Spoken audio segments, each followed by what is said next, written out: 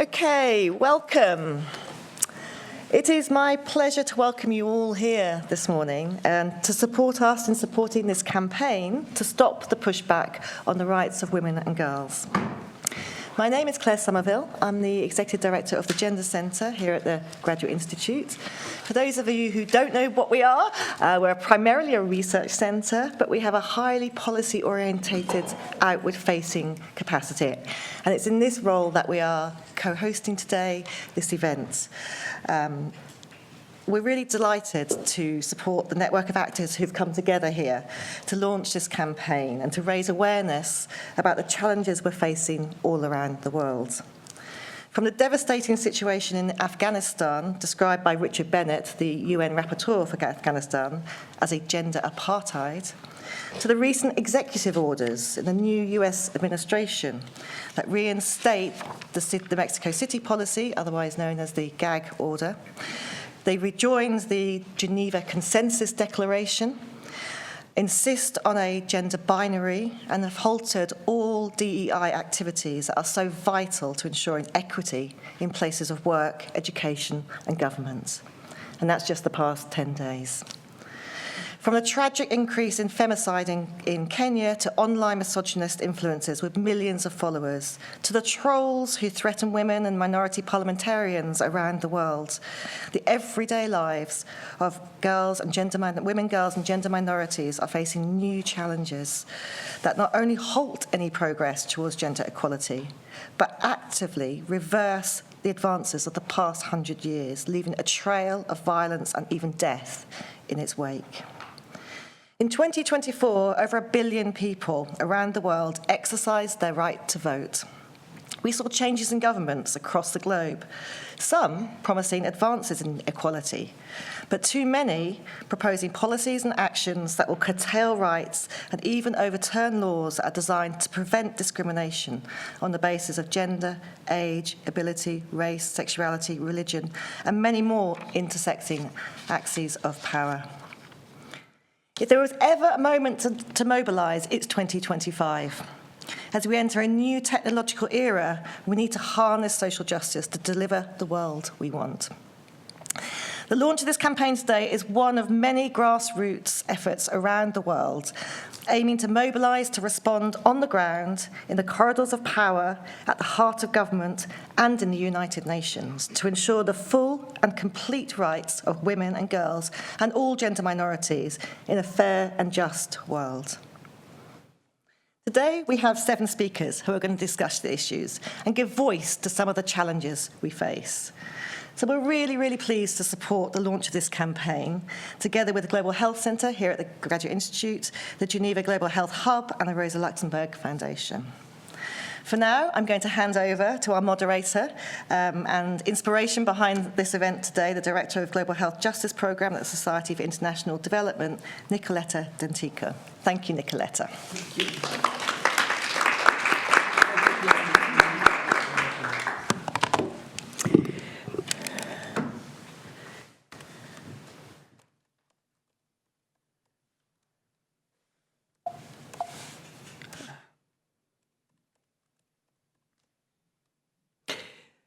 Good morning and welcome to everyone in presence and online. And of course, yes, thanks to the Graduate Institute for hosting today's event with the Geneva Global Health Hub and the Rosa Luxemburg Foundation. After an intense and very constructive journey we did together, we are very, very happy to be here today. I'd like to start this conversation asking all of those of you who consider themselves or feel themselves as women to stand up for a moment, if you can stand up. And look at yourself, just look around in the room. Now, according to the data published by the WHO and its research partners, globally, 1 out of 3 women, which is something like 736 million people in the world, have been subjected to either physical and or sexual, intimate partner violence or non-partner violence in their lifetime. Are we, women in this room at the Graduate Institute, exempted from this?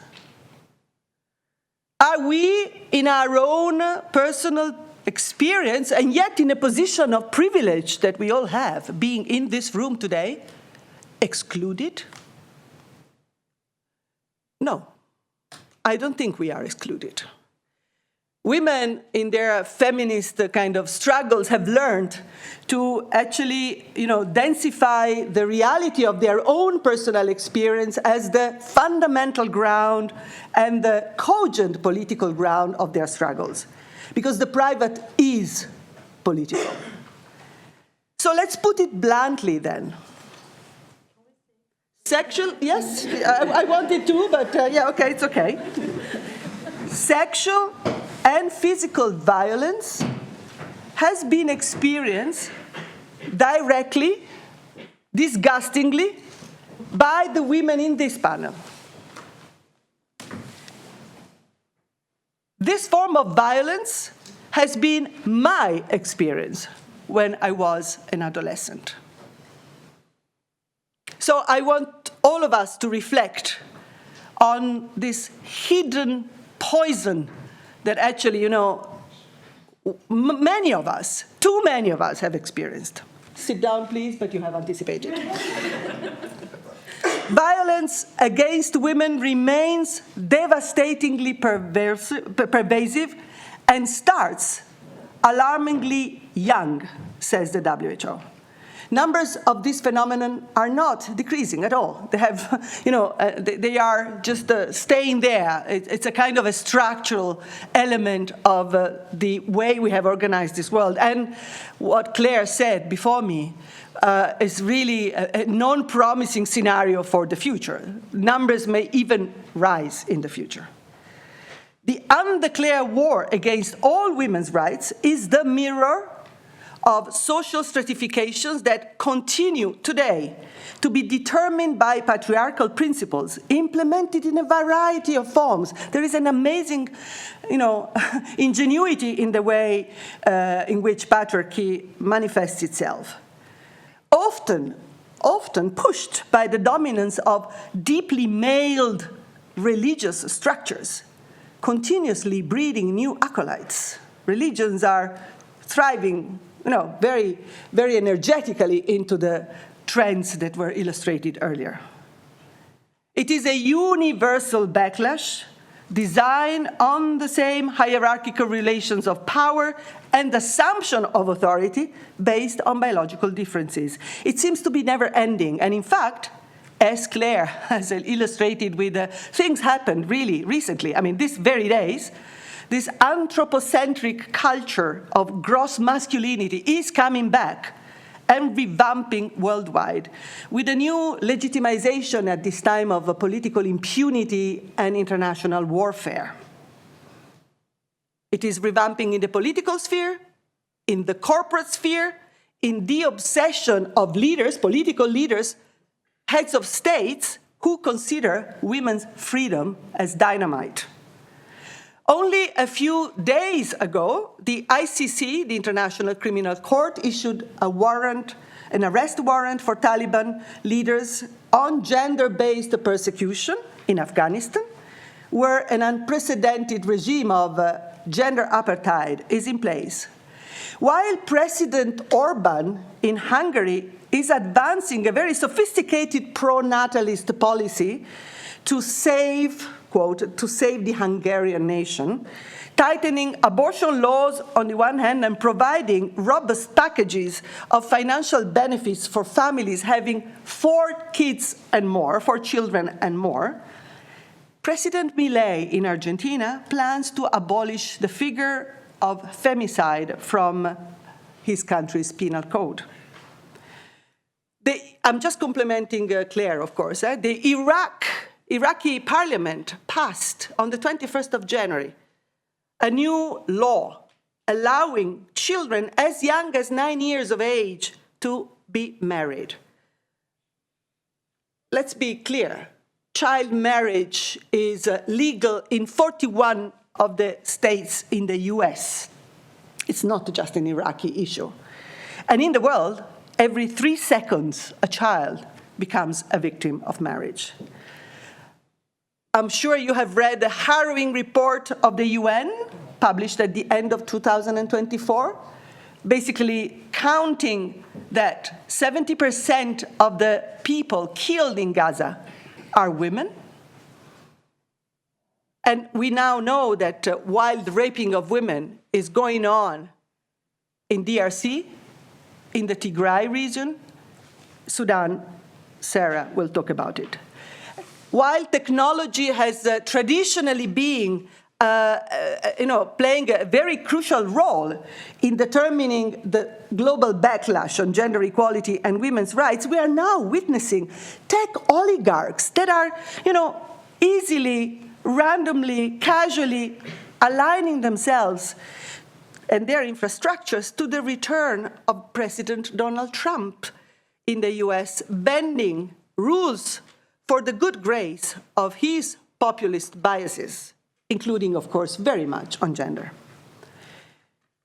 Nearly half of the population voted, as Claire said, last year.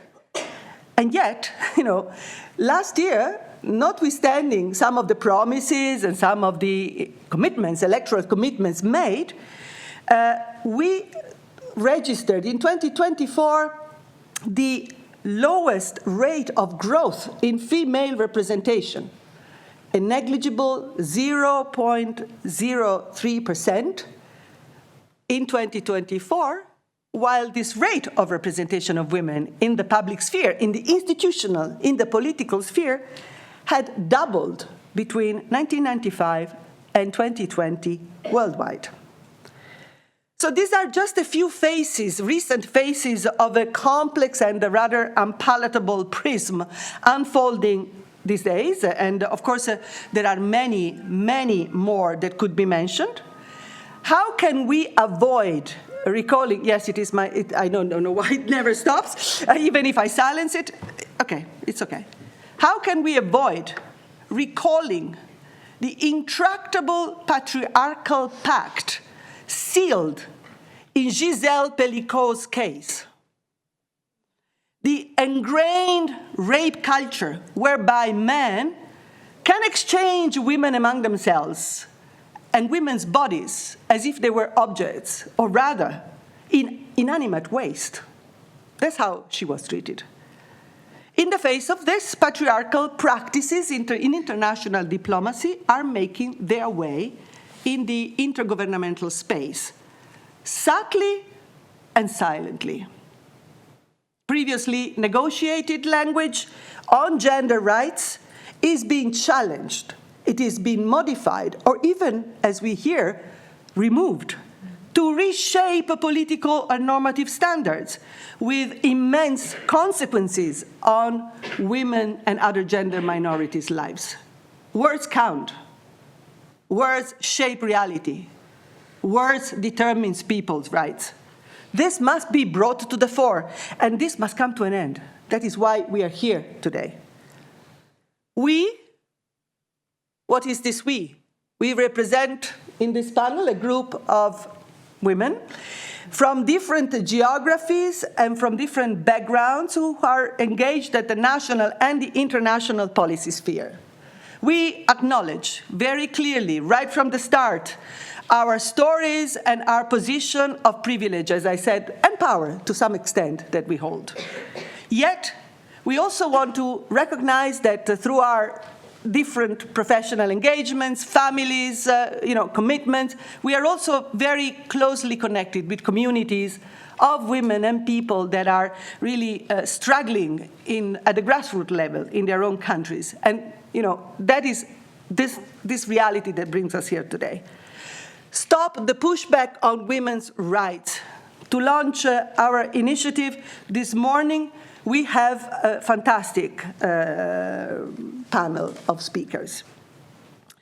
We wanted to create what I sort of thought of as rhapsodic combination of lights And shades, that's what we will hear. Lights and shades, different tonalities, perspectives, experiences. It'll be women activism and research, the research conducted here in Geneva at the Graduate Institute, and also the activities of people working in the UN agencies, looking and trying to fight back in their UN space. To mark, of course, the importance of the dialogue with institutions, which we cherish very, very dearly. So it's going to be a high and low account. It is going to be grief and victory. It is going to be, darkness and light, what we hear today. But women continue to struggle because women don't see themselves as victims. Women continue the struggle. And that's why we are launching this campaign. So let me present the panel, and we'll start this conversation with Sarah Ibrahim Gagali, who is a pediatrician from Sudan.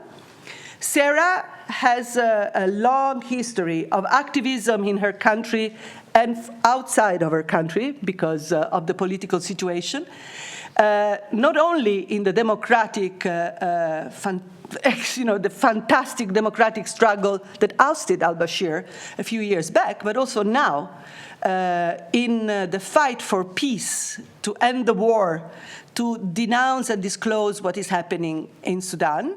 So we'll start with Sarah, and I will introduce the panelists one at a time as they speak. Thank you, Sarah. You have the floor. Thank you, Nicoletta, and thank you, Claire. And good morning, everybody who are here or online. I'm going to share part of my lived story as a Sudanese who left my country to the UK because I felt as a woman I will not progress in my career, and find that still there is a struggle even when I left my country. I will start with some words written by my aunt, a women rights activist since the 50s, and I will translate that at the end. She says, تشرق الشمس كأجمل ما تكون كلنا نحن النساء نحن في قلب الحياة نصنع التاريخ مجدا وضياء من أجل الإنسانية. So why am I here today?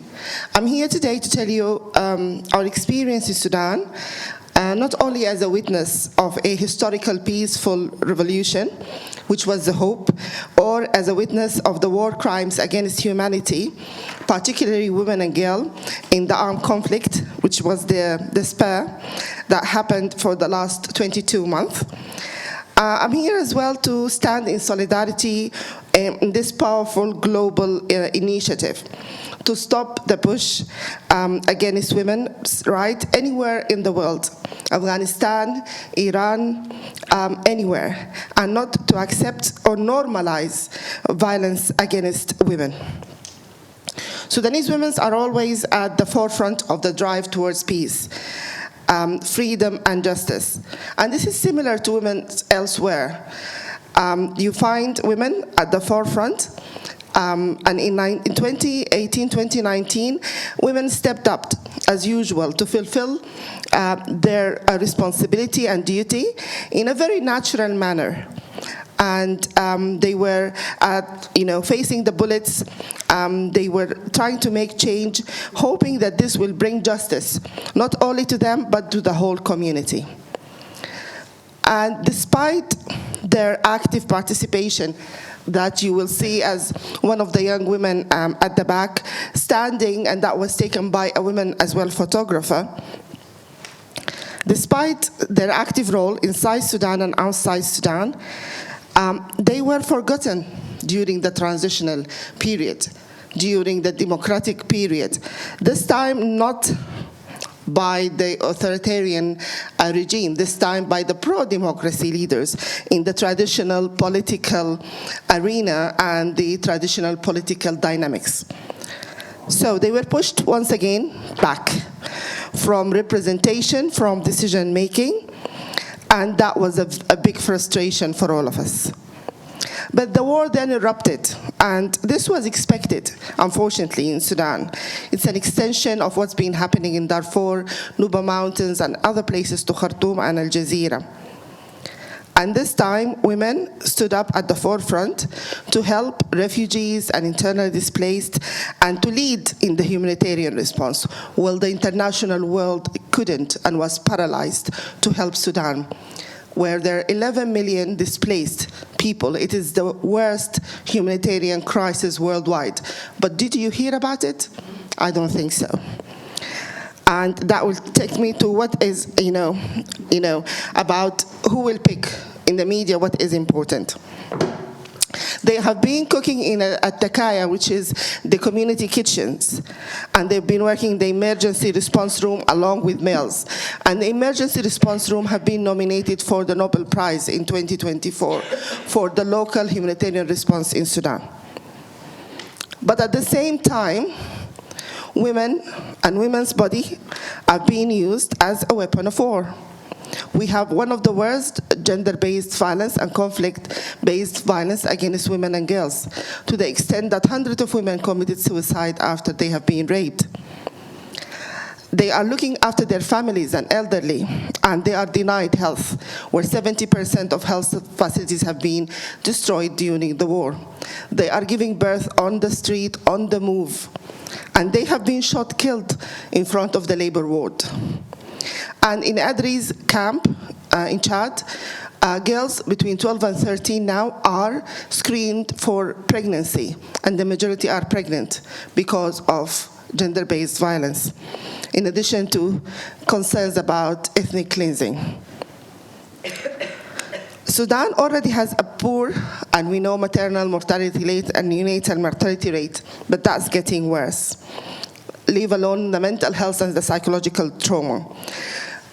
Doctors are being threatened, especially female doctors, who are helping and supporting because they want them to be with either side or the other. You have to be either with SAF or you have to be with the RSF. But if you're treating both sides, then you can face a lot of violence. There has been return of hidden crimes after the war, like FGM, child marriage, sex slaves, and you name it.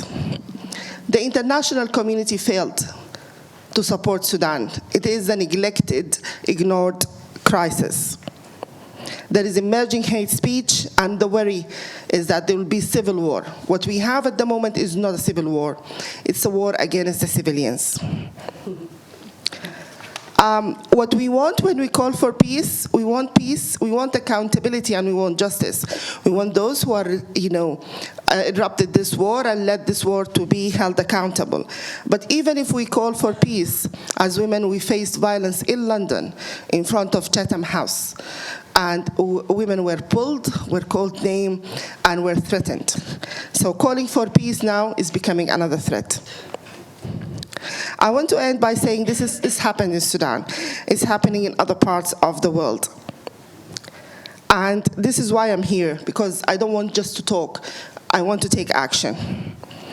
And this action is to stop pushing and the women's right, and that we have to stand together. Why the international community, despite the well-written international human rights law and humanitarian law, cannot protect women. My fear is that crimes against women and girls during conflicts are being normalized in a way that when this delays action, accept this horrific suffering as part of the reality is not normal. We have to shake ourselves and say this is not normal, to accept gender-based violence as a weapon of war. And now I promised you to translate what my auntie wrote in the 50s, and she said, when the sun rises as beautiful as ever, all of us women, we will be at the heart of life. We will make history. We will make history by bringing peace and shine the light, not only for us, but for the humanity. Thank you.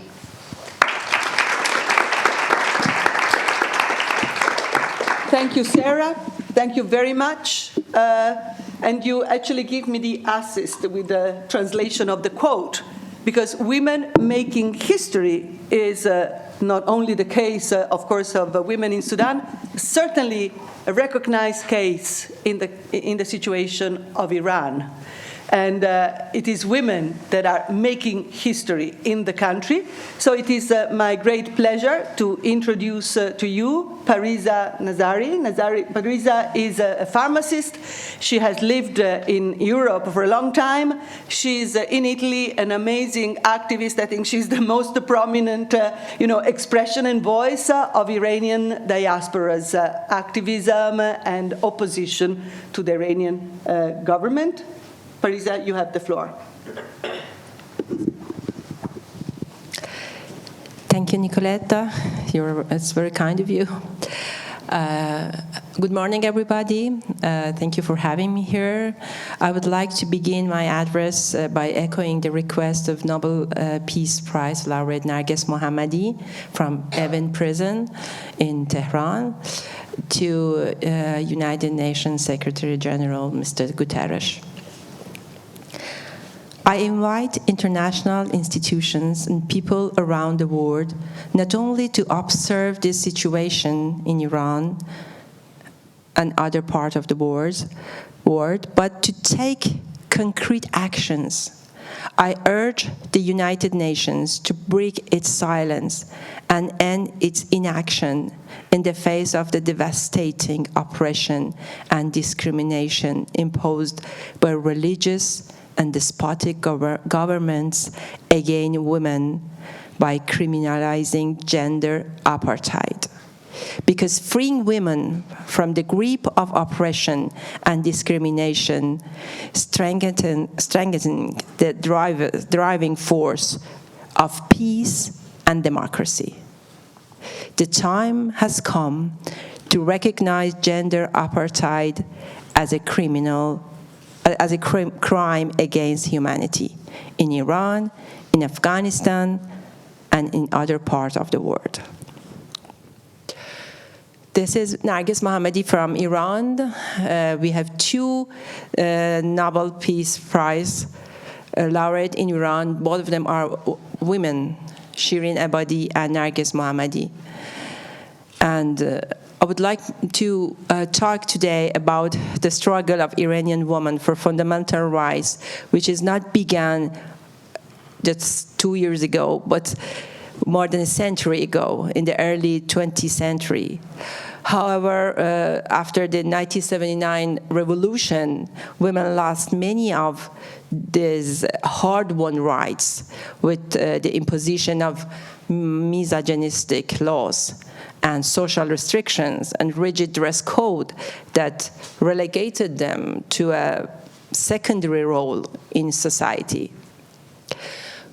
But what it has to be overlooked is the admirable resilience of Iranian women in the face of brutal repression of a totalitarian religious regime. Their resistance did not begin recently, as I said. It has continued since March 8, 1979, when just weeks after the new Islamic government, thousands of women took the streets in one of the first mass demonstrations after the revolution. They recognized the imminent truth of their fundamental rights and refused to stay silent. Their courage in the face of systematic oppression remains an inspiration just today, even today. Under Sharia law in Iran, you have to know that the testimony of two women is considered equal to that of a man. A woman's inheritance is less than half of a man.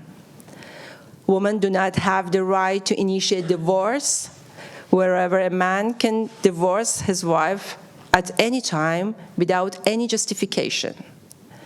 Furthermore, after the divorce, child custody is automatically granted to the father or a male member of the family. These are just some examples of the oppressive and misogynistic laws which are combined with the systematic discrimination and oppression against the LGBTQ plus community, which are what we call gender apartheid in Iran. But the truth is that despite these severe restrictions, women in Iran are not victims at all. They are fighters. They continue to resist a brutal regime that seeks to impose modesty upon them. Iranian women embody the exact opposite. They are trying to take control of their own destiny, pursuing strongly self-determination. They invest in awareness and empowerment through education, art, sport, literature, and, of course, activism, building strong networks that challenge oppression and demand justice. Campaigns such as 1 million signature against discriminatory laws in Iran in 2008 were powerful movements for gender equality, funded by Shirin Ebadi and Narges Mohammadi, as I told before. Though this campaign was brutally repressed by the authorities, but the impact of this campaign on the awareness remains significantly today. Other initiatives like No to Execution Tuesdays in several Iranian prisons, now marking its first anniversary, highlight the ongoing struggle of women for life and freedom, as well as civil society demand for justice. Men and women together in the prisons of Iran are asking the justice and the end of death penalty. Following the killing of Mahsa Jina Amini in September 2022, she was a young woman, Kurdish Iranian, that was arrested by morality police.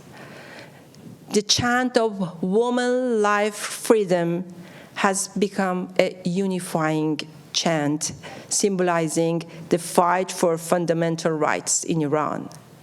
This movement extended beyond the issue of compulsory veiling or hijab, but it advocates for freedom of choice and resistance against a brutal regime.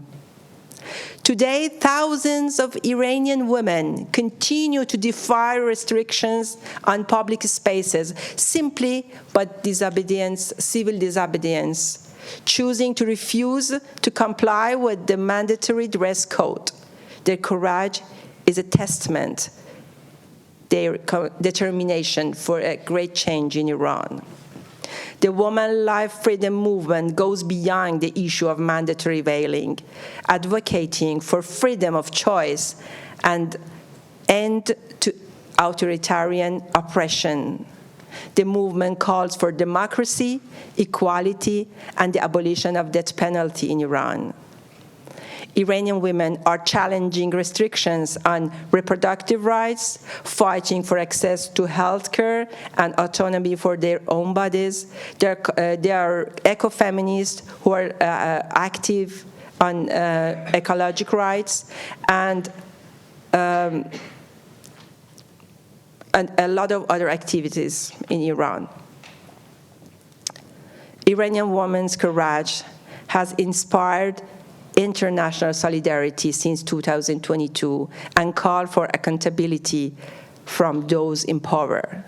So I will finish with a call to action. History proves that the resilience and determination cannot be silenced. The global community must amplify Iranian women's voice, support the struggle for universal rights. I'm asking again, the time has come to recognize gender apartheid as a crime against humanity. It's the time that the policymakers put human rights and women's rights issues always on the table when interlocuting with regimes like the Islamic Republic of Iran. Woman, life, freedom. Thank you so much. Thank you, Parisa.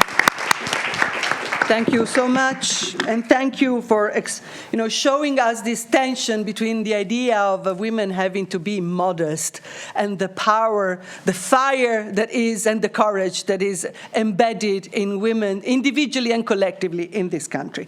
Thank you so much. And you mentioned a range of topics which go beyond the dress code and the veil in Iran, including the ecological struggle that women know how to embody best. So I now give the floor to Ruchi Shroff. Ruchi is the director of Navdanya International. Navdanya is the organization that is structured globally, basically, with a lot of grassroots groups at the local level, communities working precisely on agroecology, land protection, and you go on and tell us. Thank you, Ruchi. Thank you, Nicoletta, and thanks to all of you and online for listening to this very, very important and urgent discussion. I come from India, a state called Gujarat, known for its vibrant culture, but also very deep patriarchal norms, where caste is rampant and a woman's worth, even in urban India, is still tied to whether she's married or not. Even though I have been privileged to come from a line of resilient women in my family, where my grandmother fought for the freedom struggle and even went to prison, and my own parents, who are as feminist as they come, where they encouraged me to even leave a conventional corporate life to follow diverse ideas and even learning from grassroots movement. And I wanted to share a small story with one of the first regions I visited nearly 2 decades ago, which is again in Western India, in Maharashtra, a region called Vidarbha, which is the cotton belt, and also infamous for a large number of farmer suicides. I think even now, in the last 10 years, nearly 10 to 15,000 farmers have committed suicide only in that state. And so a state of deep agrarian distress, where the media conversation was, on one side, reducing the suicides to numbers, but also erasing the impact on what was happening to the women and the widows left behind, which were often saddled with the debt burden left by the farmer suicides, no access to credit, no titles to the land, and in an even deeper financial and food insecurity, struggling to feed their families often. Even the social status of many widows in India sometimes ends up being relegated to second-class citizens, many being removed from their homes. On the other side, while there was this deep agrarian distress, the media was celebrating the very model, the industrial model in this case of Green Revolution, that seemed to be about these miracle seeds, in this case GMOs or hybrid seeds, that would have increased productivity and saved the farmers from these agrarian crises. But on the ground, the reality was very different. On the ground, the soil fertility was depleted, the water table had collapsed. Farmers were caught into a cycle of constantly purchasing costly inputs, and all one was talking about is the productivity of these seeds, not looking at any of the ecological or social impacts of this progress or development model imposed on the farmers. And while all these distress, there were also stories, and many, of farmers, many groups, many times led by women, forming self-help groups to create community seed banks, which removed the dependence on these corporate-controlled seeds, to create self-help groups and cooperatives where they were implementing an agriculture that was not just depleting soil fertility, but also creating livelihoods. There were cooperatives which were working with the local artisans that had disappeared earlier and creating a newer economy. And the reason I bring out this example is because women are not just victims, they are also resisting. And they're also thriving. And they are not just victims of exploitation, they're also creating the alternatives that are actually regenerating the very earth that is in crisis by these solutions imposed top-downs. And these stories you will see all over, not just in India, but also in Iran, also in Sudan, but in all parts of the world. These communities, women, farmers, indigenous communities, 80% of the biodiversity that we have today is found on indigenous lands, often conserved and protected by women. And so while these communities, despite their knowledge and their resilience, their solutions are often ignored. If not just ignored, but even undermined. And in this era of intertwining crises and solutionism, the temptation to look for quick fixes is becoming all the more prevalent. So the same actors, the same corporations, or the same entities that brought us many of these crises, whether it is hunger, whether it is the loss of fertility, whether it is climate change, are the ones trying to sell us the solutions in various colors, green-washed or blue-washed or white-washed or pink-washed. And we really are seeing a nexus of some of these corporations that have profited from the crisis with some governments and research institutions and philanthrocapitalists that are capturing policy and are defining the very narrative as women who need to be saved, or farmers that need to be saved, or in India, for example, the local kitchens that were run by the cooperatives were also providing hot meals for the midday meal program in the school, but are being replaced by packaged, processed food as a solution to nutritional security. How,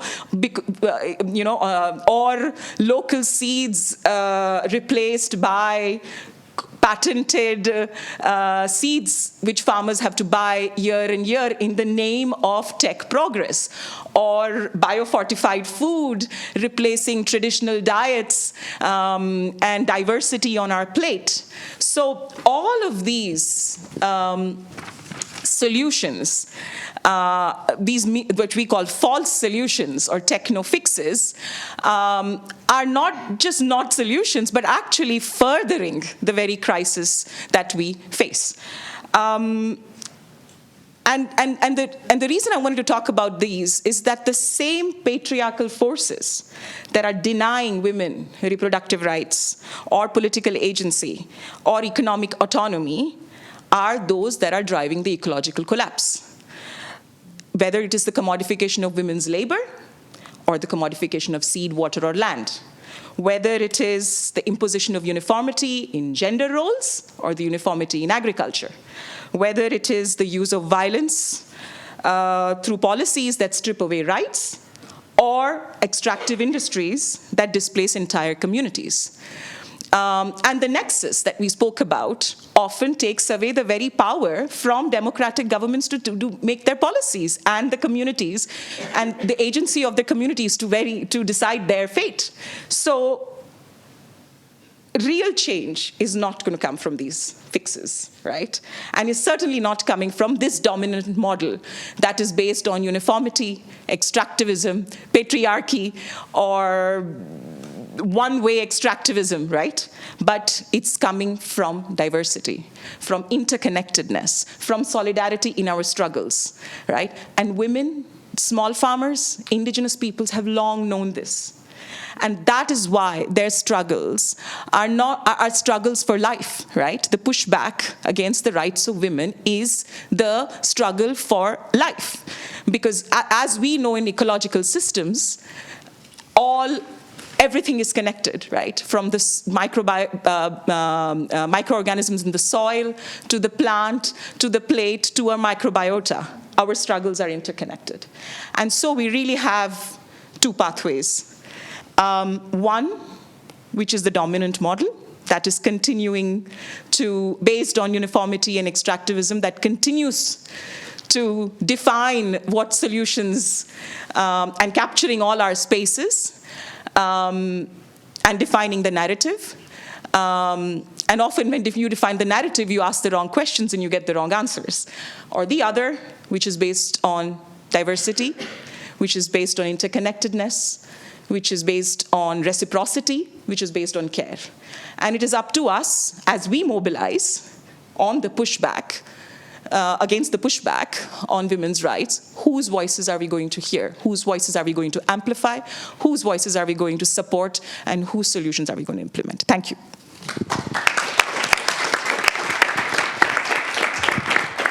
Thank you so much, Ruchi. Of course, your intervention speaks for itself. I don't have to comment it, but I just want to pick up a few words that you mentioned. Solidarity, interconnectedness, reciprocity, and care. If you look, Switzerland is not Europe properly, but we are in the European continent. If you look at what the new European legislature is looking is competition. It's a semantic paradigm that has a completely opposite sense of direction.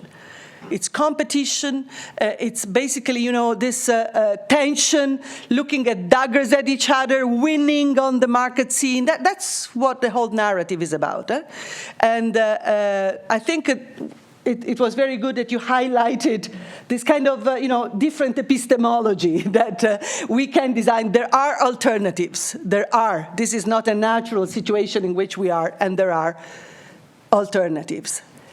And so, after these three examples of reality from the ground, from the countries, I want to, come closer to Geneva at this point, because we are here for a good reason. We are here for a good reason. And I want to give the floor to Bettina Borish, who is the director of the World Federation of Public Health Association. Bettina is, I think most of you know her. She's very known in this situation. And Bettina, you have the floor. Oh, thank you so much for my three, Sarah, Parisa, and Rushdie. I think we have to take a deep breath. And what did we hear? We heard from Sudan, from Iran, from you internationally based, India-based. Women are working for peace, struggling. They are contributing for peace solutions. The Sudan example was clear. In addition, we know that if women take part in official peace negotiations, they will last longer and be more stable. Unfortunately, only 1 out of 7 peace negotiations has a woman on board, 1 usually. So this competency, I think, is underused. And that's why UN Women calls for women to take part in peace negotiations. We also heard women are for justice, for democracy and justice for all living beings.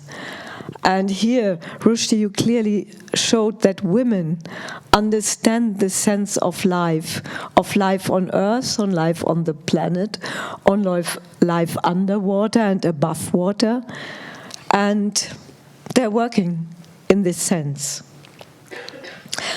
I think here in this room, everyone knows the SDGs, the Sustainable Development Goals. That's probably nothing I have to introduce. But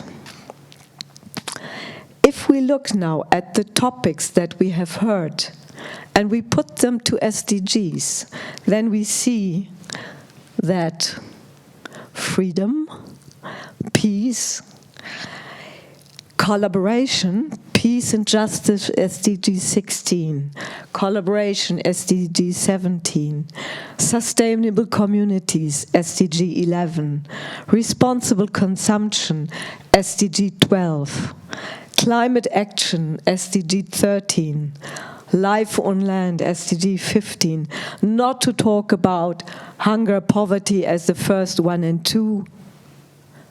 Women are active, working for all these goals. My field is health.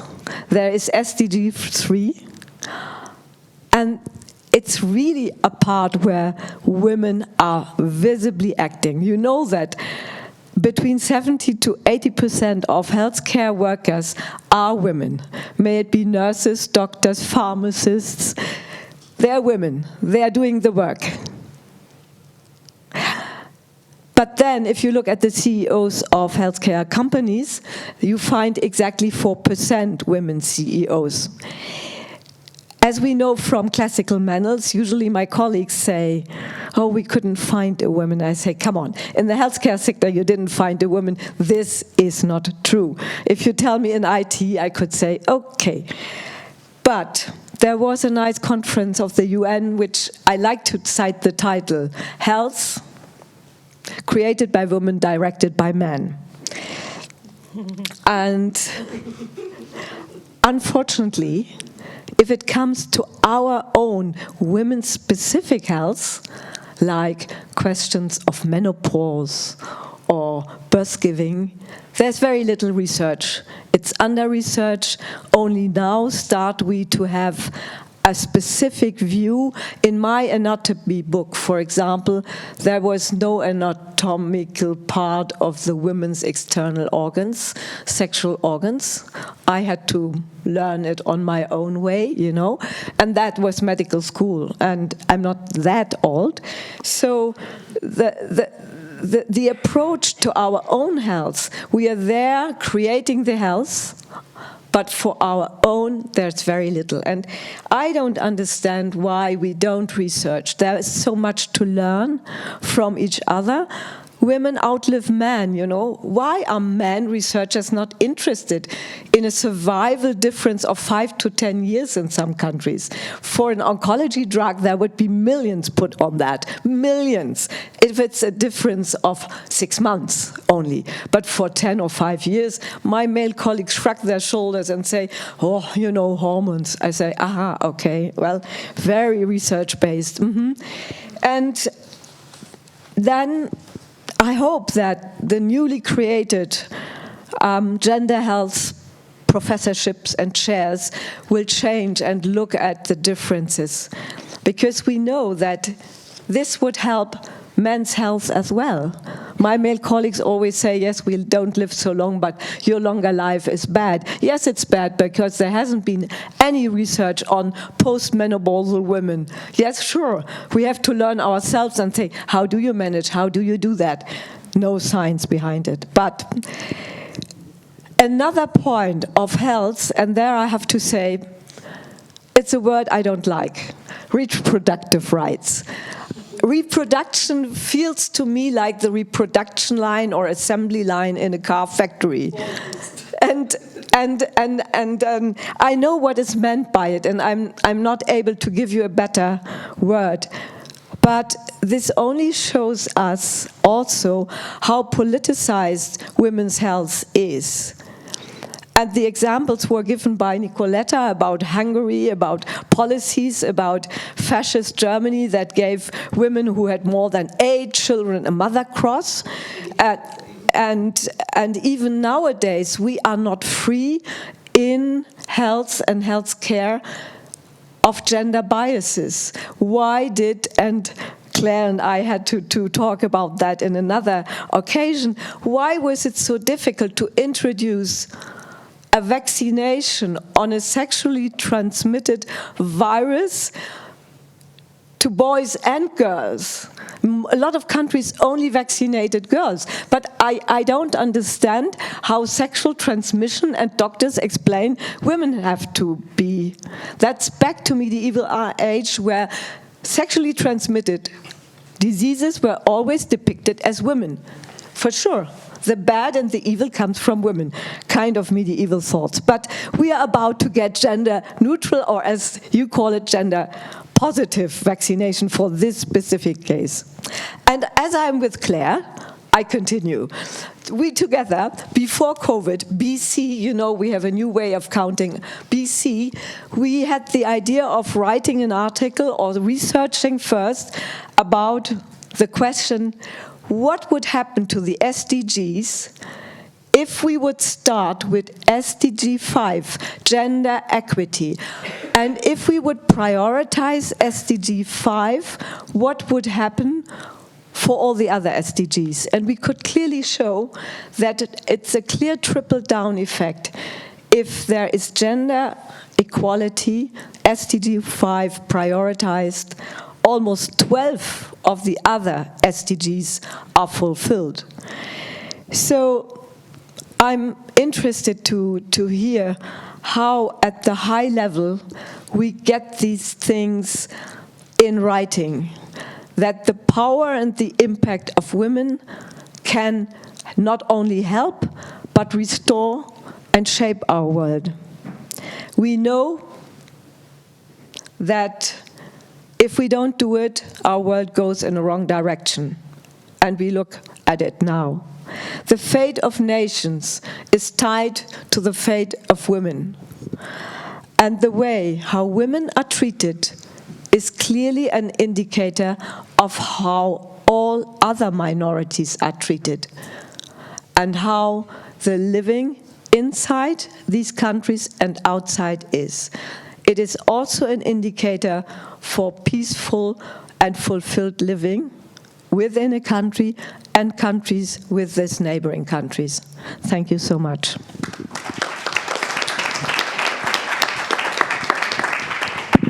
Thank you so much, Bettina, for, highlighting that if the international community focused on SDG 5 seriously, the trickle-down effect would be majestic. And it would actually bring us to a sustainable development agenda rather than to the failure of it as we are actually witnessing it these days.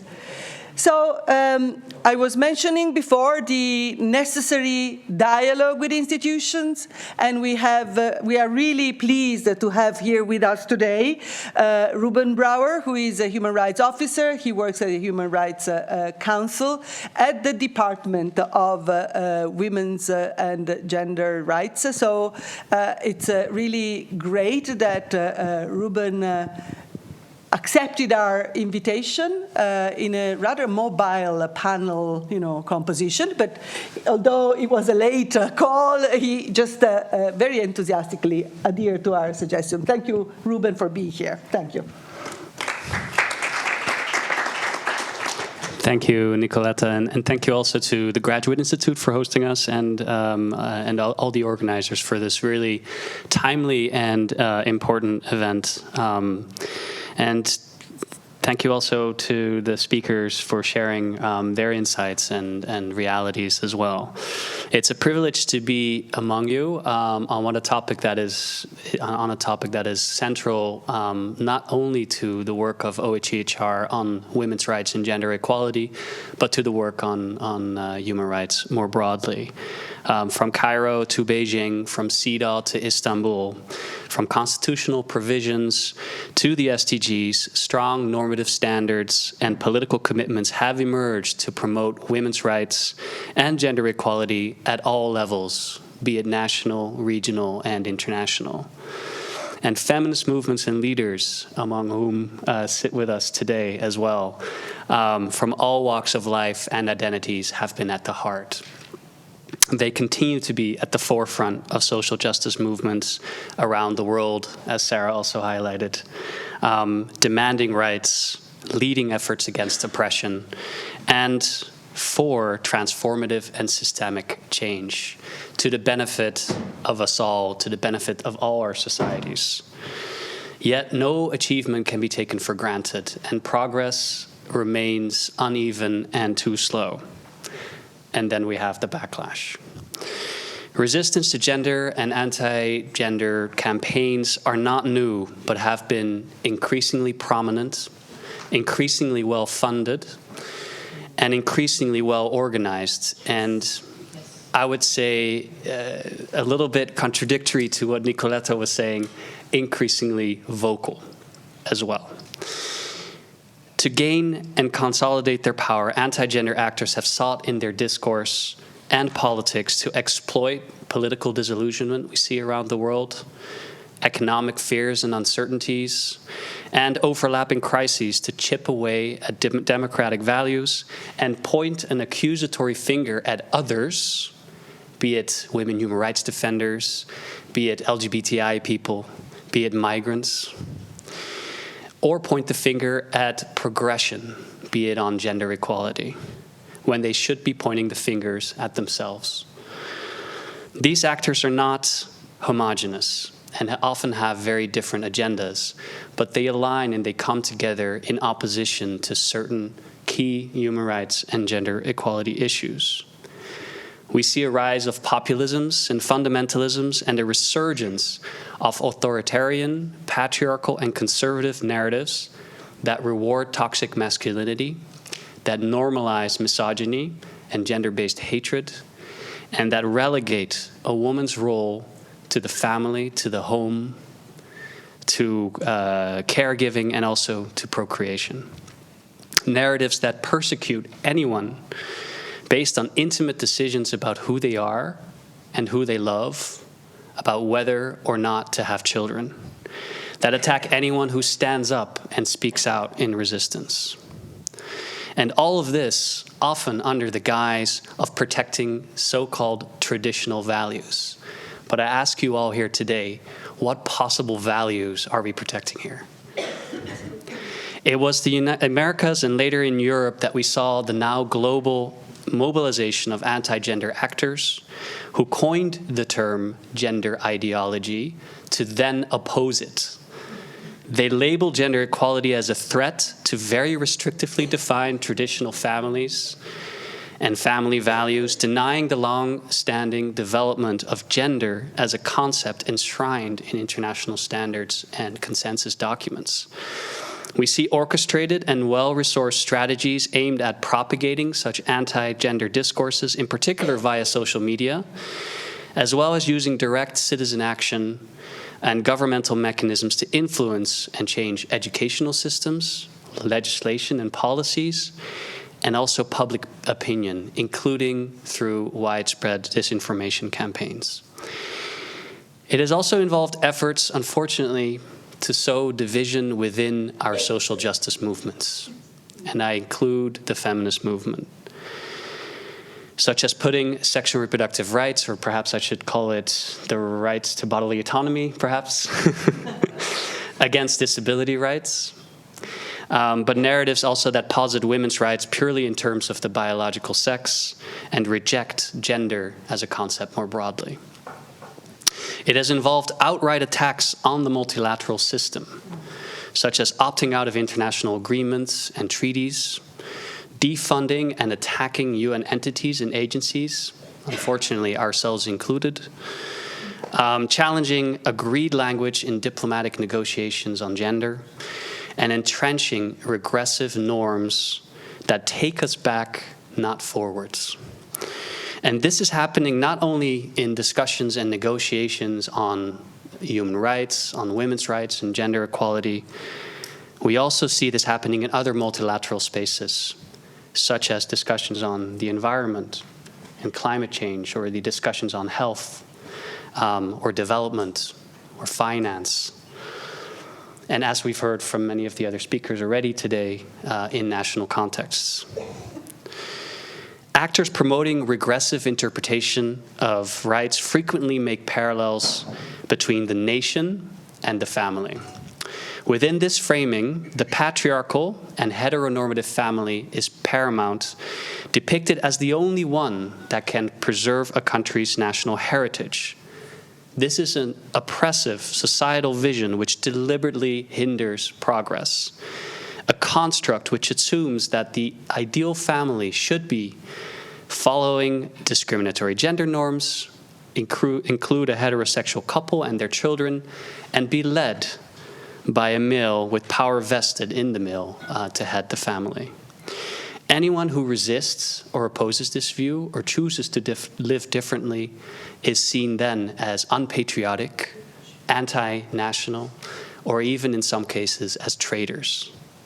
And indeed, what we also see is anti-gender discourses and trends being intertwined with nationalistic and xenophobic ones, such as anti-migrant and racist discourses.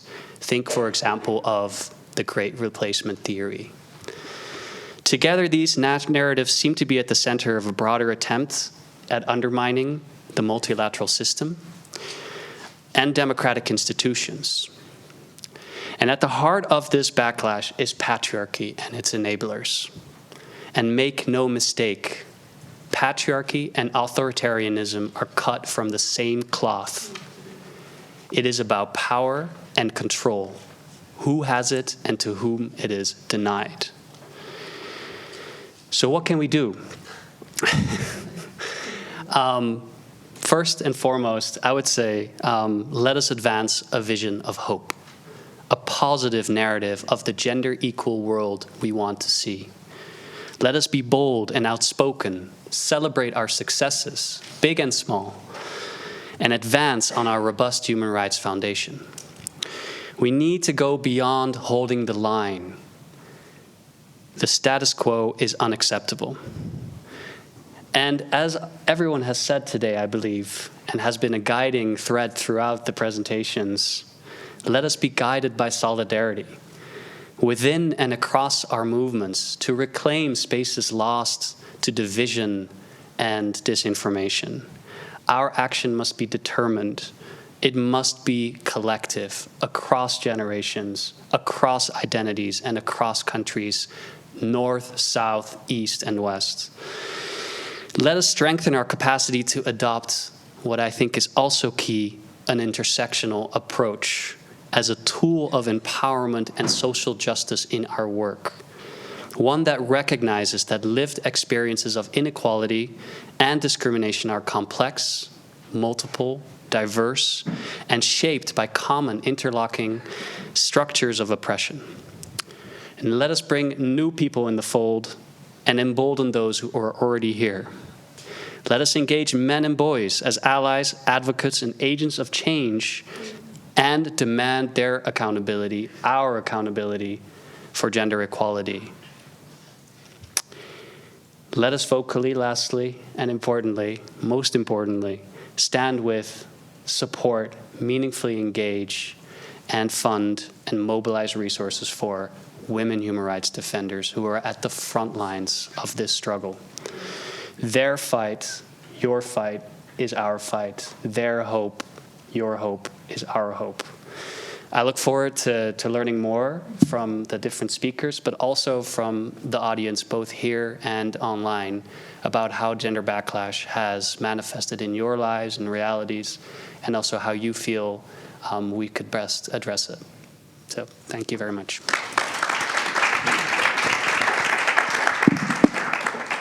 Thank you so much, Ruben, for the breadth of your intervention, and also for some of the, very critical issues you raised about division within the social movements. I think this is something that takes a bit of courage to say, and it is there. You're totally right. And I don't think we're saying different things. When I use a silent and subtle, I'm saying that societies, the media, don't know anything of what you have represented. They don't know anything of what happens in the UN space or in the multilateral spaces, whatever. Societies don't know what is going on. And that's why, and this is our challenge on which we need the help of everyone, is how can we trace and combine and interconnect the things that we experience in Geneva or in New York or in Rome or in Nairobi at the UN level, in these various bubbles where we are professionally engaged, and the reality on the ground. The reality of communities of people, of what Ruchi and Sarah and Parisa have, given us as accounts.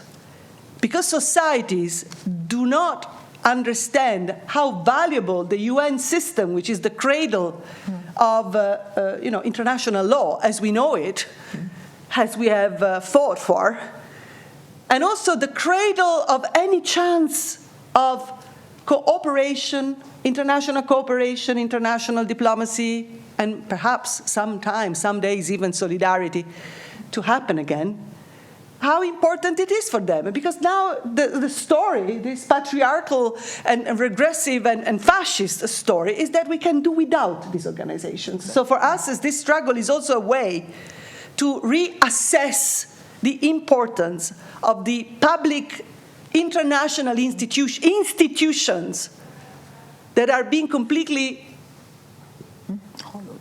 defeated by either public and private partnerships, corporate interest intruding into the UN policy making, at the national level and the international level. We so much believe that this is the place where we have to do things and change and bring the breath that Ruben was mentioning. Because as Ruben said, this status quo is unacceptable. So we need activists, we need organizations, we need research. We need research institutions to also say sometimes what the UN agencies cannot say, because we know the dynamic, and that's fine. I mean, everyone has a role to play. So it is with immense pleasure that we are asking here Rafael Carrano Lelis from Brazil. Yes, from Brazil, who is a PhD student here at the Graduate Institute. He has observed, he is monitoring, he's doing work precisely on the dynamics which I iterate societies and the media ignore. But we need studies like yours, Rafael, to bring this thing forward. We have to make this thing emerge to the public, the policy dialogue, the policy debate. Thank you very much. Thank you so much, Nicoletta. Again, I'll repeat with something the others have said, and it's unfortunate that this is such a timely event, as we see the growth of backlash, not only in domestic context, but also in international spaces. And this is a little bit of what my research is about. I look at the mobilization of civil society at the UN around gender and sexuality. And I think one of the most crucial things I've learned from activists here in Geneva is the importance of a cross-movement solidarity or working cooperation, and especially between feminist and queer movements, where you see organizations working at the Human Rights Council who see and understand that the backlash against certain types of human rights are actually part of a bigger architecture of backlash against all types of human rights. And I wanted this picture here is one of the instances of this expression of solidarity. So this is in Toulouse in 2023 during the International Women's Day. And I would say throughout the years that I've spent now, almost 4 years, observing the discussions at the Council, the one thing that has called my attention the most is the attempts to sort of oppose the idea of women's rights and trans rights, where you see different conservative actors who would mobilize moral panics around trans women, actually to the detriment of all women's rights. And this has two sort of side effects. Not only it sort of shifts the focus from real struggles, discrimination, and violence that women face every day, and historical evidence-based claims from the women's movement, right? Such as access to abortion, bodily autonomy, and also prevention of domestic violence. But it also very often undermines critical tools that feminist thinkers and movements have built throughout the years, hardly built so. And one of them we've heard it so many times today, is the notion of gender, which is increasingly under attack. I would say it has always been under attack, but you see it increasing, and it coming from a very different and diverse range of actors. So this is what I would like to quickly focus on. So how the one dimension of the pushback against women's rights is actually a pushback against gender itself as a concept. And as you know, feminist activists have for a very long time reminded us how, and this has been said several times today, how the pushback often comes not as a self-evident thing, but often as under the guise of protection or care. And this, I would say, something you will see with the attempts to instrumentalize discourses on women's rights or protection of women. And I'll try to show, so my research tries to identify patterns in how this operates, and I'll briefly say, through the account of 3 events that take place in Beijing, Washington, and here in Geneva, how a very eclectic group of actors mobilize the same narrative and discourse to undermine all women's rights. So first in Beijing, as most of you probably know, the opposition to gender in international law or UN spaces go at least back to the 1990s and had a very important role played by the Holy See. And during the preparation for the 4th UN World Conference on Women, which took place in Beijing in 1995, gender, the concept of gender was, as it were, bracketed. And that means that it was considered a controversial concept. And diplomats didn't know if it would actually go until the end of the document that was coming out of the conference. And then it was there. The gender was still in the document. But the Vatican chose to add a note in their positioning about the document to say that gender should be interpreted, and I quote, in accordance to biological sex. The second event is in Washington, and it's as recent as last week. As both Nicoletta and Claire have mentioned, we've seen many executive orders issued by the new US president, and one of them is entitled, because it's still in place, Defending Women from Gender Ideology Extremism and Restoring Biological Truth to the Federal Government. And this undermines the rights of all women, and also with a very, I would say, very emphatic and enthusiastic support to notions of biological truth, the truth of sex, and what people have come to call, quote-unquote, sex-based rights, to the detriment of gender. And the final event is actually here in Geneva. And many of you might be familiar with the mandate of the Special Rapporteur on Violence Against Women and Girls, which historically is such an important mandate to protect women's rights from backlashes as we see today, but also to advance in the scope and protection of women's rights. And the latest report, we actually have a call open, which, if I'm not mistaken, the submission deadline is today, for a new report on, and I quote again, forms of sex-based violence against women and girls. And you see, and this is for me, as you probably have noticed by now, the same idea of sex-based as opposed to gender-based is a common thread in between the Holy See, Donald Trump, and now the Special Rapporteur on violence against women and girls. And this, for me, is the most evident example of how mechanisms and structures that have been built to protect women's rights and to advance in women's rights have being remobilized or instrumentalized to serve patriarchal purposes. And, you know, in academia, we have this tendency, or actually it's sort of a privilege of taking a lot of time to reflect upon things before making any definitive statements. And in between, we say we have a hypothesis and we're testing it. So I'll give you the hypothesis I'm testing, although I think you all see there's already a very self-evident answer, which is that a human rights policy, and in particular a women's rights policy, which is aligned with both the Holy See and Donald Trump, does not really have women's best interest at heart, and it's not really the avenue that a liberating movement should pursue. And so I know I'm running out of time, so I just would like to end with that note, that both to stop the pushback against women's rights, we really need to go back and think about the pushback against gender itself. And as everyone has said here today, there's no way that we can manage to get a victory out of this struggle if we don't do this cross movement with solidarity with all kinds of movements that go from the feminist, the queer, the race, and the ecological movements, for instance, because we're in times where very basic human rights achievements are being lost, and there's the only way that we manage to sort of hold and have some standing in this struggle. Thank you so much.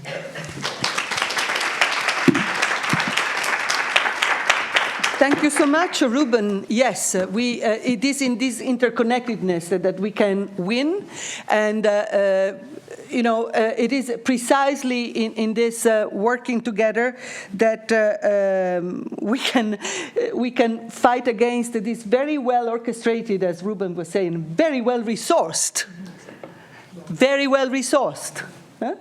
In Italy, in 2019, in March 2019, there was the International Conference on the Families. You had, of course, some representatives from the Russian Orthodox religion and all the Eastern of Europe, representatives of policymakers from Eastern Europe. You had Steve Bannon and all the, the clique, the Donald Trump's clique, flocking all to Verona, where, by the way, there is the most regressive and conservative nucleus of the Catholic Church in Italy, who think that Pope Francis is kind of an antichrist. So, it's all it's very well orchestrated. They have millions and millions of dollars. And that's especially when it comes to financing the fight back, the pushback.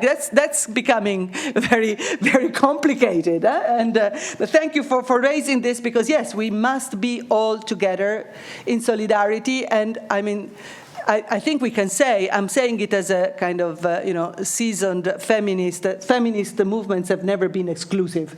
If you break the monopoly, you open it up to not just a binary vision, but a much broader vision and agenda on gender.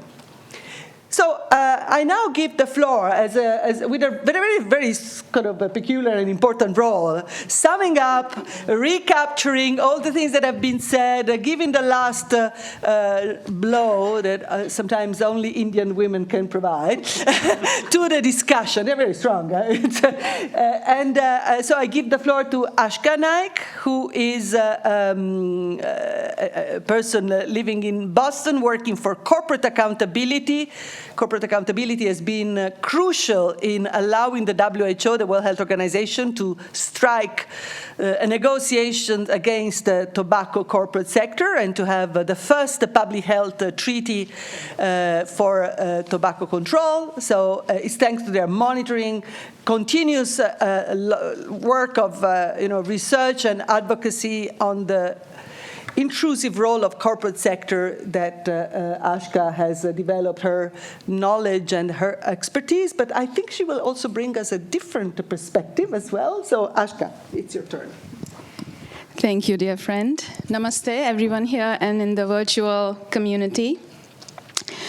So when I learned that I will be speaking today, that too after these movers and shakers, I knew everything I would want to say would have been said much more eloquently by others.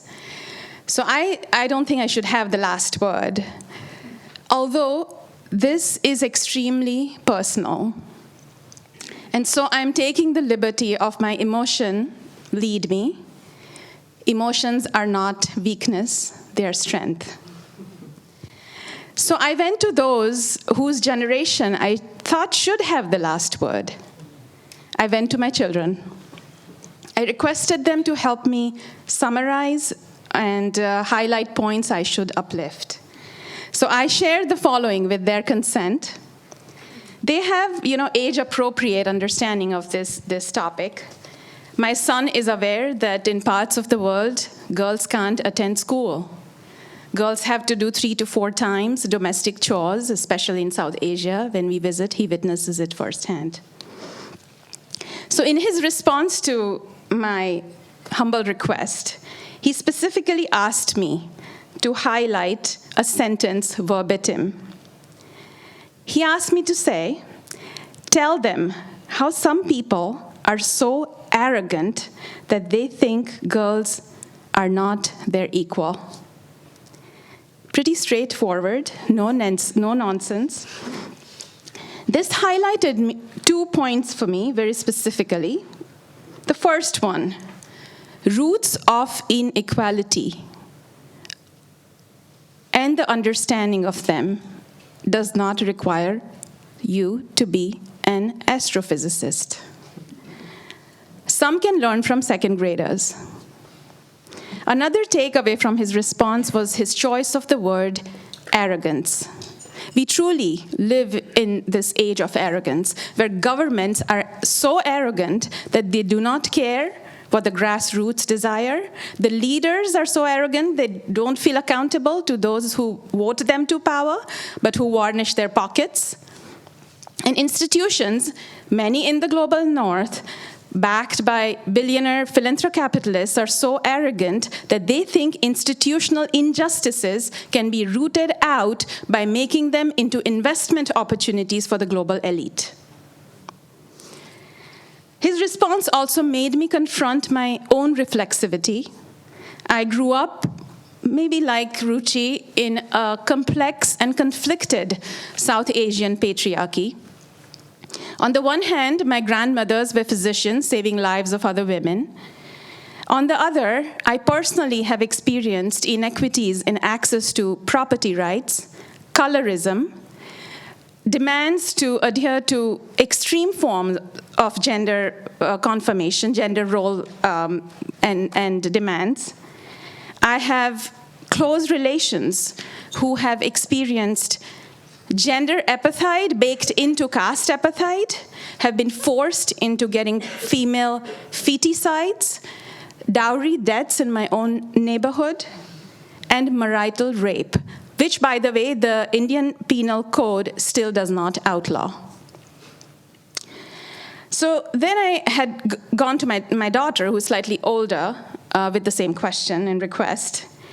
She is captivated right now by the stories of the Palestinian girls, by black female scientists of NASA who had to overcome extreme forms of gender and racial segregation and discrimination in one of the most elite scientific institutions in the United States. She's captivated by this fencer who wears a hijab and had to fight the athletic world and the prejudice within that. So she has some awareness of the topic. So when I asked this question, she pensively looked at me for a few moments, maybe even a few minutes, and with a quiet resolve, responded with 2 words. Fix it. Focus on how to fix it. Fix that we are still fighting the fights that we thought we had won decades ago. Fix that in the United States, where we currently reside, a woman under the age of 35 is more likely than her mother to be incarcerated, live in poverty, die of pregnancy-related diseases and causes, and less likely to hold a high-paying job. Fix that 26% of female undergraduates will experience rape and sexual assault on American campuses. Fix that Western, distorted, and even fatal beauty standards are shoved down our throats through cyberbullying and sick marketing. In fact, she did say a lot in those 2 words. So I shall focus my remaining time on them. The it in the fix it is a vast universe of institutional arrangements, governing bodies from the UN to the village councils, the private sector, the structures of law and jurisprudence, our communities, all the way to the most intimate spheres of our lives, our homes and agency over our own bodies. All of these levers were engaged when women's rights won, and all of them have beginning to unwind. So this work requires activation of all these levers. And here is how I interpret the verb fix in 2-fold. The first, prioritizing peace and public interest over propaganda and plundering. When wars are propelled by Western military-industrial complexes, when politicians transform into profiteers, no woman or girl, or for that matter, anyone else, can expect a safe and just future. In this, women's rights are all human rights realized for everyone on the planet.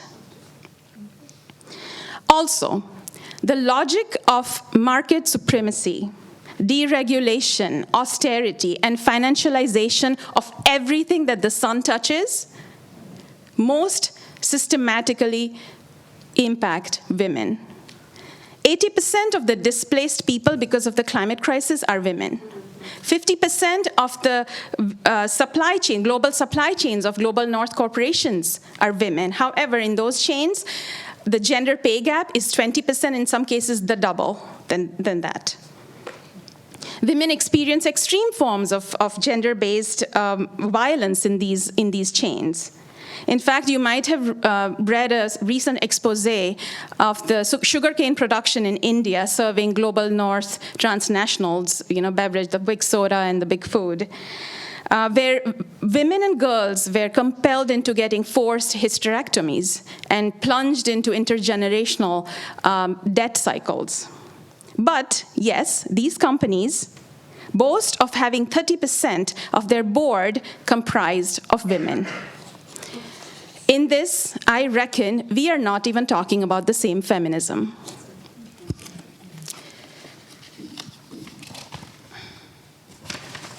The second point on the verb fix. Positioning women's inherent disruptive power at the center. Responsible for nearly half of the world's food production, if women did have the same access to productive resources as men do, they could bring more than 150 million people out of hunger. In India and elsewhere, women have led social movements. The Tebhaga movement, where women fought against the British Raj and the feudal lords, to the Chipko movement, a small group of tribal women took on a massive logging industry in the foothills of the Himalayas, to the most recent farmers' protests. Women have never been bystanders. They have been leaders, organizers, and if necessary, security guards to protect their own protest. Working with girls from one of the largest slums of India, to tribal craftswomen of the bamboo forests of South Gujarat, to women farmers of the peri-urban belts, I have never met a woman who does not know what she wants. They do not need our prescription or pontification of what feminism, women's rights, and power mean. They know exactly what these mean to them. But we need to listen and love. We need to shift our lenses from women's victimhood to their victorhood. We need to transition away from the age of arrogance to the age of humility. And instead of empowering women, we need to empower our institutions and our societies to wholly discard patriarchal, racist, exclusionary, and exploitative propensities and stop this pushback. Because in these minutes that I spoke, women around the world gave birth to 1,500 babies, produced 8,000 pounds of food crops, contributed 11 million hours of unpaid work, and prepared 24 million meals for their loved ones in these 8 minutes. They are unstoppable, lest we forget.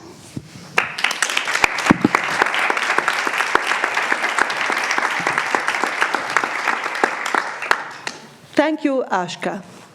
I think time has come to empower men, actually.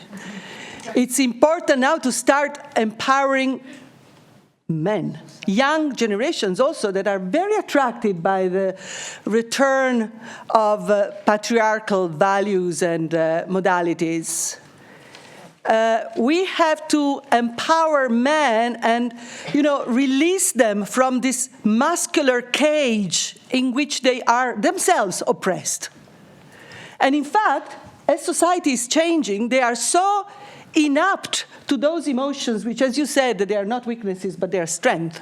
They have been, brought up and educated to be free from emotions, not to be in the emotions, to be free from relations, but to be in the relation. Have you ever, considered the misery of man-to-man relations at times? Bullying around, all with this imagery of war, power, force, strength. It's a misery. You've got all these powers, but what do they do with all these powers?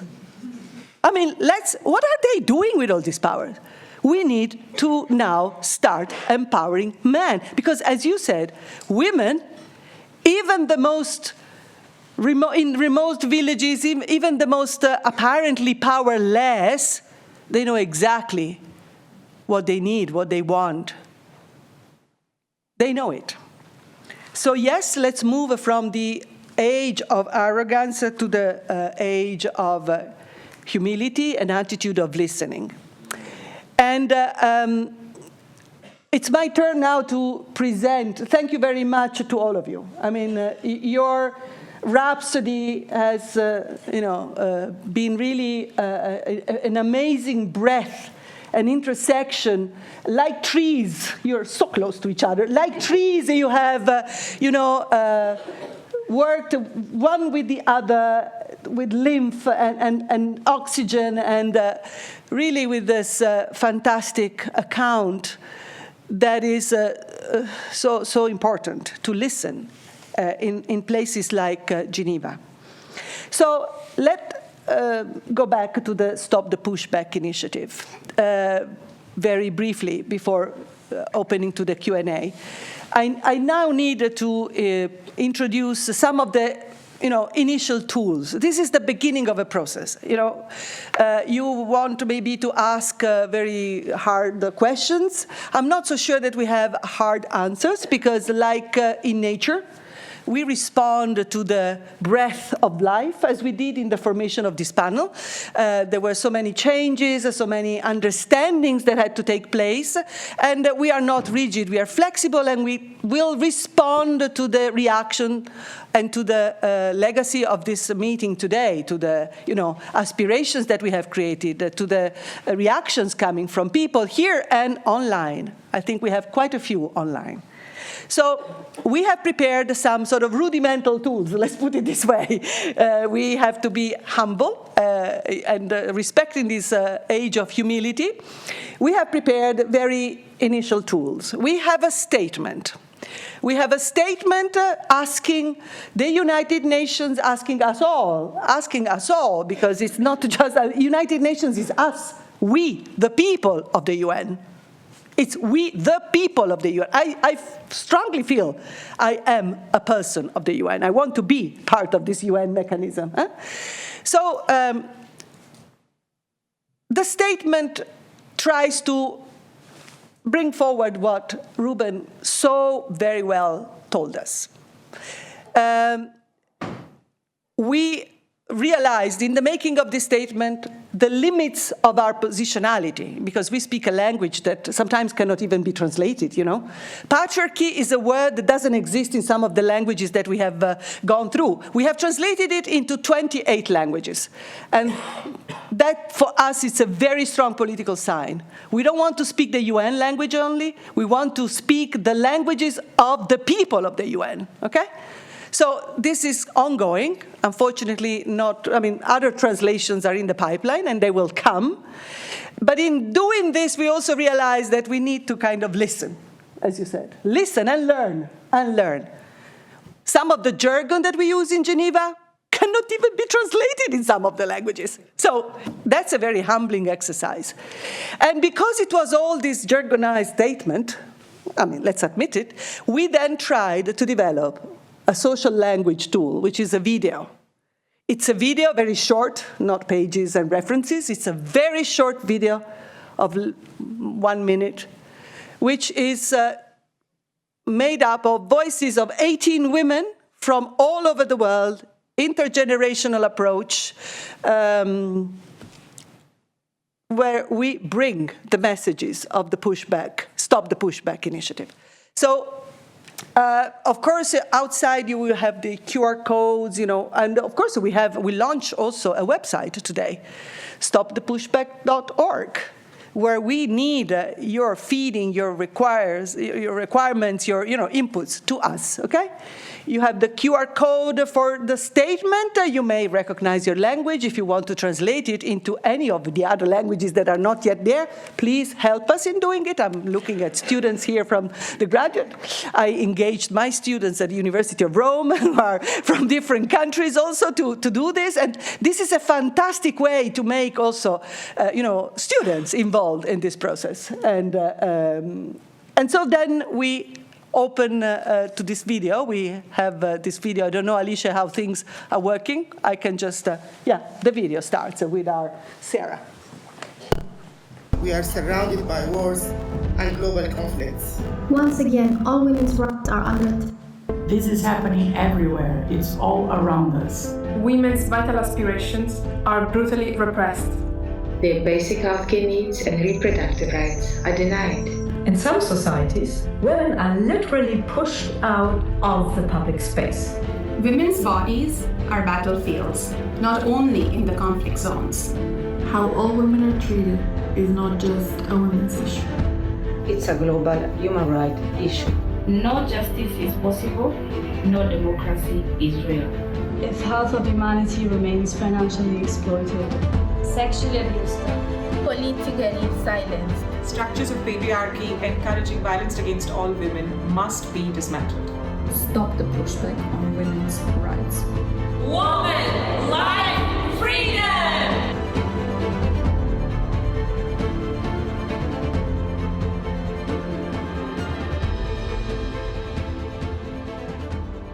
It was to assemble all of this. It seems, 1 minute, it was quite a struggle to get it all done.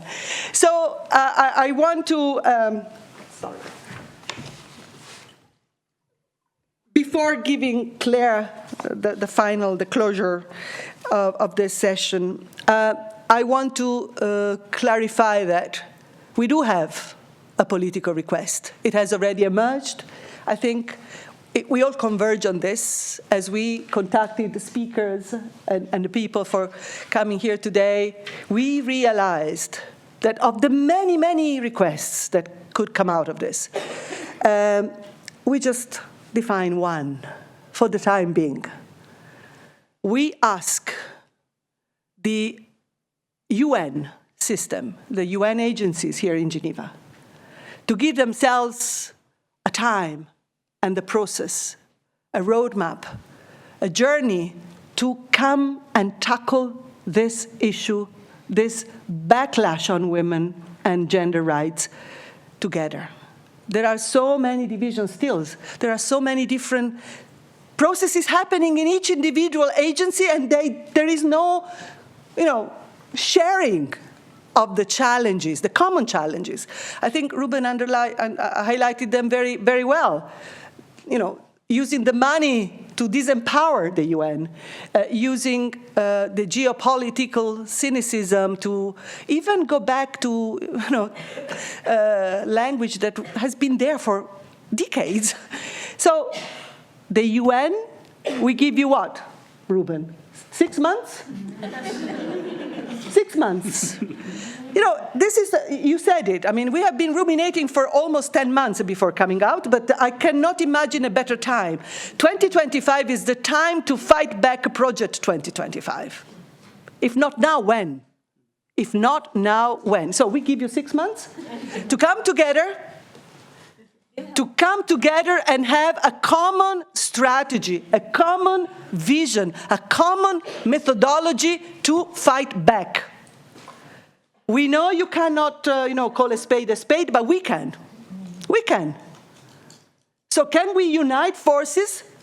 Can we join, competencies and visions? We know we are together in this.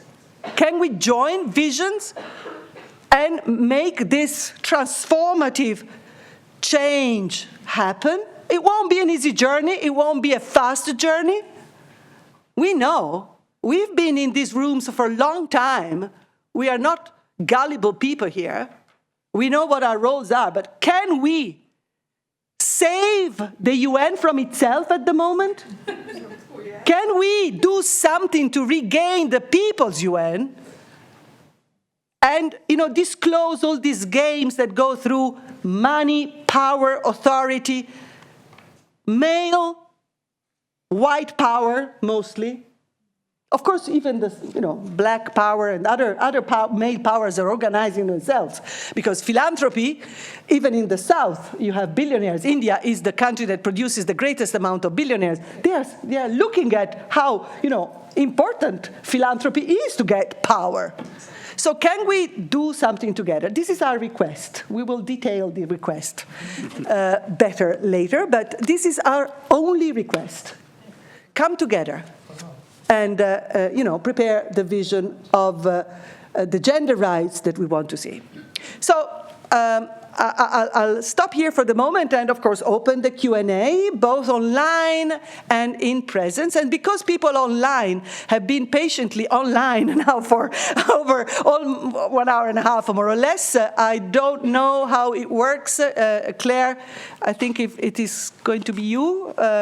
Yes, so you tell us what are the questions coming and how we can respond to them. Maybe you can come here so that everyone...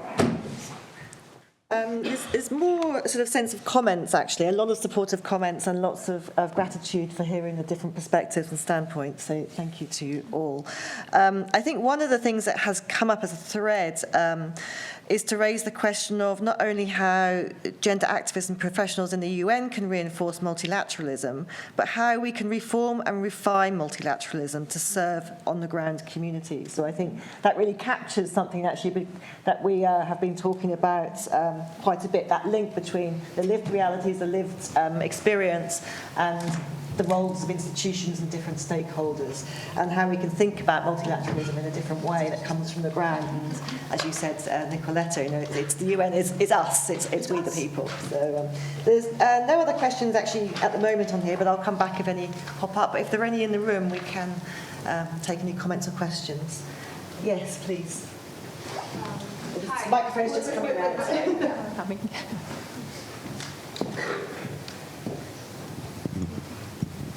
Hi, my name is Raquel. I'm a student here at the Graduate Institute, and I wanted to thank all of you for your interventions. I had a question about the role of social media, and if you could share any insights of the influence that social media has in mobilizing, on the one hand, gender equality narratives, forming networks, and raising awareness, but on the other, mobilizing hate, fear, and violence.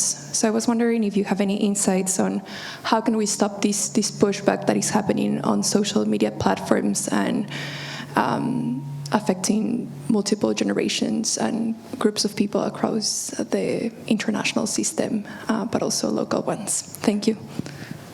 Would any of you like to respond to that? You can take the microphone. Yeah, it will come on automatically.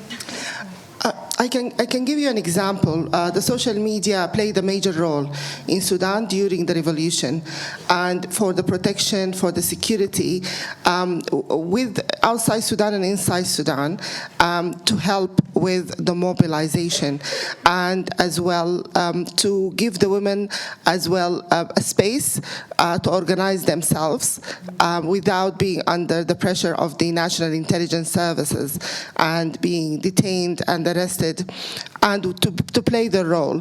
So that was positive. But now in Sudan, the social media is one of the worst places, and Sudanese uses Meta, Facebook, and WhatsApp, and others, Clubhouse, for hate speech. As I mentioned, there has been call for killing doctors, female doctors, women rights activists. Some of the women in Sudan are facing torture and detention because of false allegation, disinformation and misinformation. And the problem is, for me personally, we work in partnership with Meta from our organization called GPO. They don't understand the context. They don't understand the language. And they are at the end the company Yeah, it's not an organization, and they're not willing to protect. And the last point I would like to mention is a personal one. I was attacked myself as the president of the Sudan Doctors Union.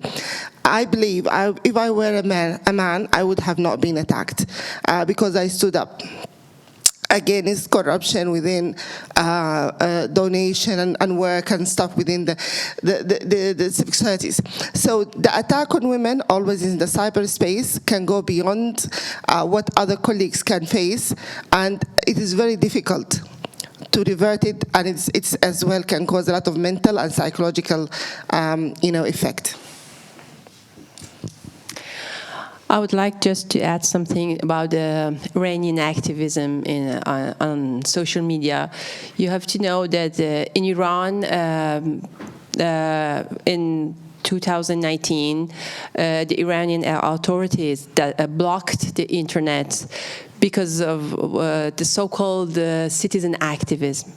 Citizen journalism, excuse me. Citizen journalism is such a instrument for struggle in the countries like Iran, where the media is a propaganda instrument for the regime. So the people have this space on social media to connect with other people and principally to have a voice, to show to the world what is happening in Iran, the violation of basic rights and brutal repression of demonstrations and all the activities. So it is very useful because otherwise the regimes can be more and more brutal. It happens in 2019 that the people who was peacefully in the streets in demonstrations were killed, and we don't know how many people are killed because there was no cell phone to can take the pictures and put it on social media online.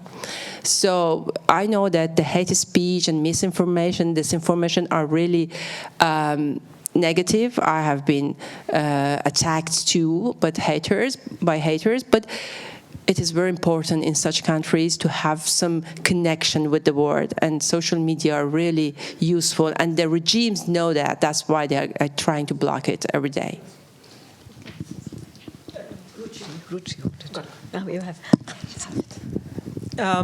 I think this is such an important. I mean, we're all struggling with it, and I think in India also, as all of us are increasingly watching not just hate but fake news and propaganda being multiplied and magnified, and in fact over the last 15 years now, at least the ruling government has captured all spaces, whether it is the mainstream media and institutions and social media, with such effectiveness that people are ready to not see their own lived experiences but believe the propaganda that comes in India, especially through WhatsApp.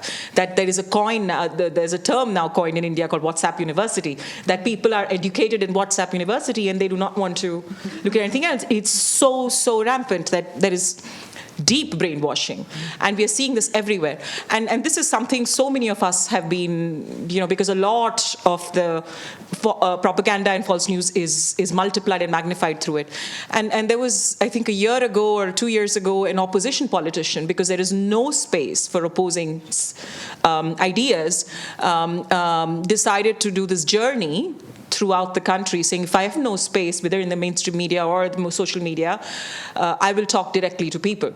And I think that's also where our answer lies, to also meet and speak and work physically also off social media, because the capture is there. We are seeing it from all the big tech bros, and that are capturing, and there is an agenda. So I don't know. I don't know if there are answers, but I think one of it is also a lot of working and learning and seeing off the social media. And may I just add the dark net. And in the dark net, we have, at least myself, no information, but the big finances of masculinity, incels, and these organizations, they are on the dark net, and they are responsible for femicides and activities that we don't even believe on. So perhaps also this side of the net, the dark one. Yeah, and just on my side, I mean, thanks for the question. I mean, of course, the social media spaces, online spaces are both empowering and key tools to access information, particularly in contexts where it's very hard to otherwise access information, including on the rights to bodily autonomy, but, you know, and other issues. But at the same time, of course, we see a lot of disinformation being spread online. We see misogyny and gender-based hatred online, a lack of safe spaces and privacy. So there is definitely a lot of work to do. I would say one of the things is having positive narratives to counter some of the disinformation and spread you know, more hopeful messaging than the hateful messaging we see. Diversifying platforms as well. I myself have been using Blue Sky, so, you know, looking at also alternative spaces to engage, ones that perhaps don't use algorithms that focus on hate and rage baiting and such things, but also focus on positive messaging and hopeful messaging. You know, our office has advocated with social media companies to ensure that to push for human rights consideration in content management with respect to addressing harm that takes place online. And have been very clear that there is no place for hatred that incites discrimination and violence in any space. One other aspect that we've been calling for is transparency, you know, and I think being transparent about the algorithms, which, as we all know, probably are not neutral as they claim to be, and clarifying on those things is also something that we advocate for. And I think one other aspect to highlight as well is that sometimes we can lose sight that what we see online is not the majority view. And there is a silent majority in a way, myself included. I don't engage online, but I have a voice and I have views. But that silent majority is what you don't see when you go on these spaces. And I think we should not lose sight of the fact that the world is bigger than just what's on our social media platforms. I honestly promise you I did not design to go last again, so don't consider this the last word on the topic. But what are these platforms, right? They are colonial institutions. They are the British East India Company of the 21st century. They're massive transnational corporations. The billionaires is to whom they belong, and they're going to be trillionaires, maybe in the next decade or two is what we are reading now. So where humans, us, our products and our life choices are commodified every moment. So I think in addition to transparency, regulation, you know, there is an extreme urgent need for stringent regulation. I think there has to be a question about the positives and really the harm it's doing to young minds. I mean, again, I have 2 children, and we have so far protected them from the mess that is unleashed on young, malleable minds through the exposure to these platforms. And also, just to end with, I'm totally stealing this from an article that came out, I think, when the Arab Spring happened. Revolutions cannot be tweeted.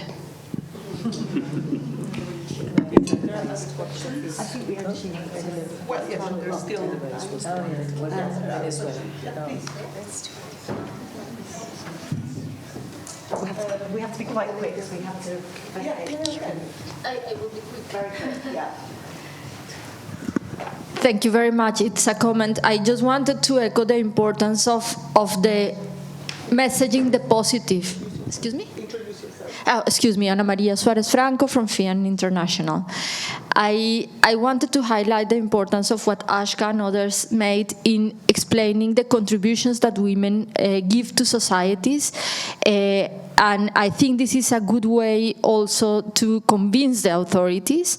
And I just wanted to share 2 examples on how we are bringing the voices of women from rural communities to the UN.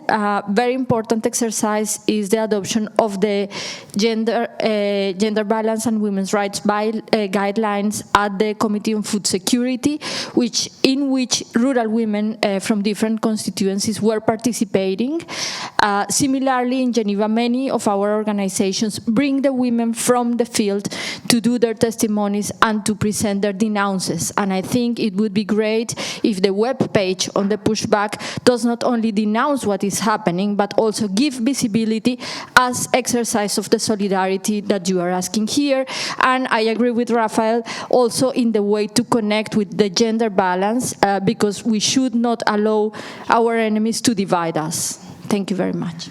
Thank you so much. I'm really sorry we have run out of time. We've just run over, but we can continue this conversation. There is an apéro downstairs. But first of all, I really just want to thank our panelists. You're absolutely amazing. It's tremendous to have your voices.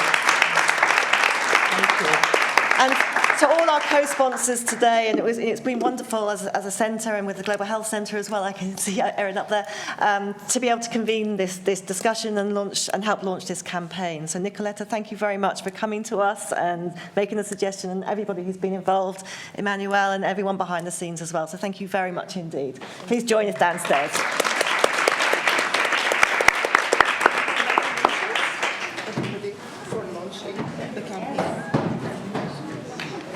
As usual, very inspiring words from all of you.